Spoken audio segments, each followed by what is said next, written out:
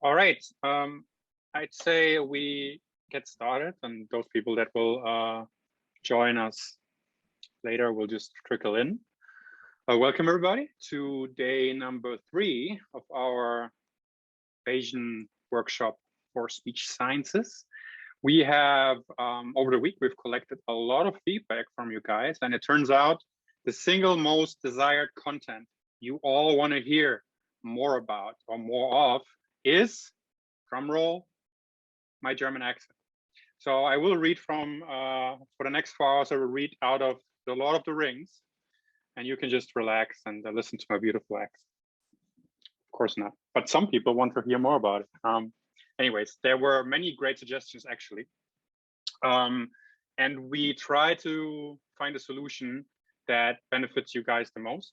So we decided to walk you through one big example today of a Bayesian data analysis pipeline from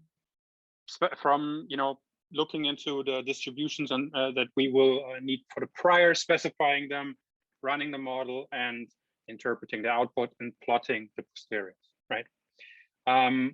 If we still have time, and we anticipate that we will at the end of the day, we will open the floor for a big unstructured Q&A to address your remaining questions. I think this will be helpful for some people.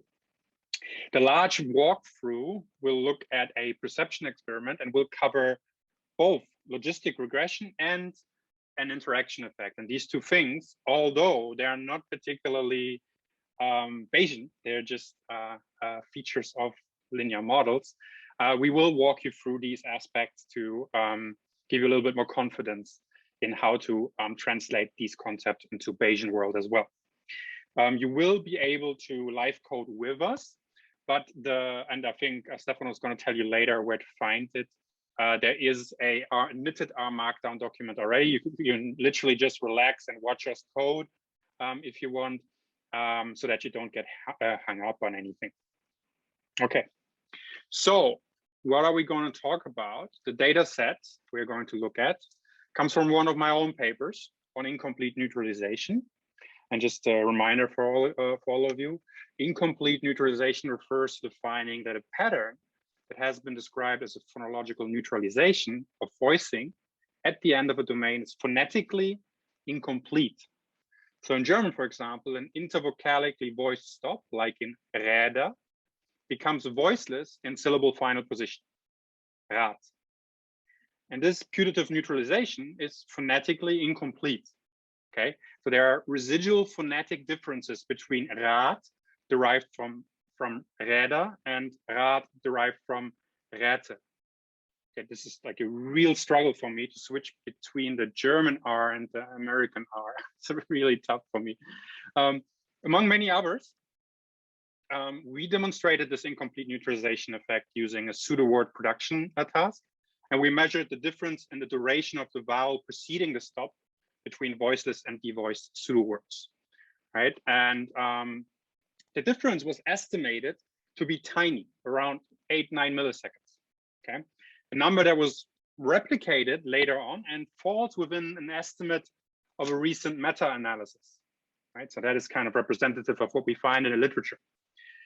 This difference is rather small, and it invites us to wonder, right? Is it reliably perceivable, this tiny difference?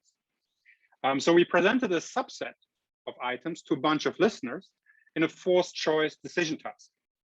And it turns out that overall performance was above chance, but mainly carried by above chance performance for the voiceless stops, indicating there might have been a slight bias towards pressing the voiceless button overall, right? So this is the data set we're looking at, the perception experiment from this paper, Röttger et al. 2014, experiment 4. And we integrated into the learnB4SS package. We integrate this data set, and here's a short overview. So you know what we find in here. We have just 8 variables. There is a trial order variable. So when the stimulus was presented within an experiment. And then we have a group level that is speaker voice. So they heard the stimuli from different speakers from the original production experiment. right? Then there's item pair. These are our pseudo word pairs that we use. We have information about reaction time in milliseconds.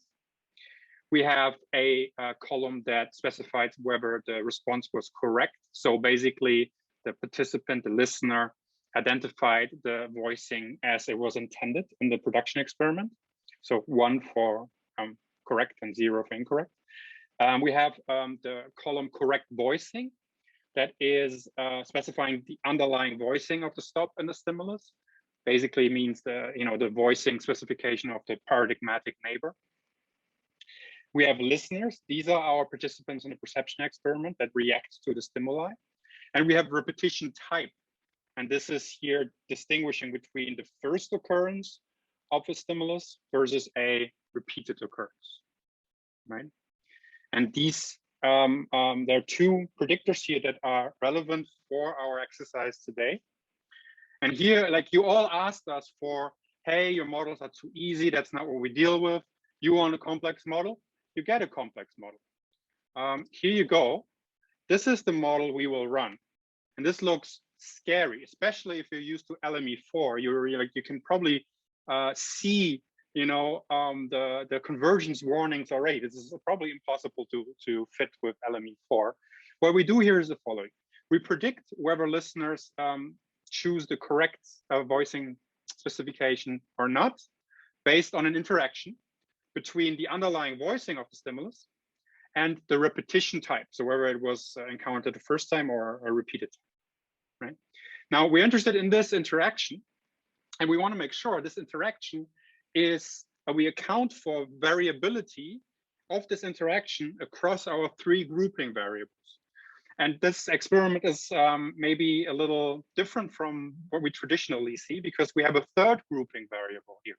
So first of all, we want to make sure the model knows that the interaction effect between the correct voicing and the repetition type can vary across listeners, our participants.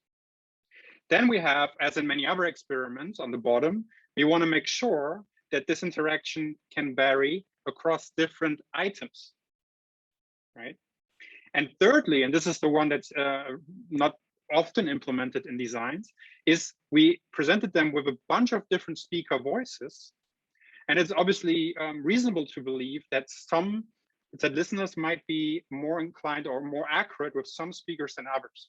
So we also want to ensure that the interaction effect we're after can vary across different speaker voices, right? So we have 3 different grouping variables. And for these grouping variables, we assume random slopes for the interaction under investigation, right? So this is our model. We hope that's complex enough for you. Obviously, there's this possibility of having more complex models when you have tons of predictors. But I think for an experimental setup, this is solid in terms of its complexity. And we will now walk you through how we would go about analyzing, running this model and analyzing and interpreting it within the Bayesian framework with BRMS.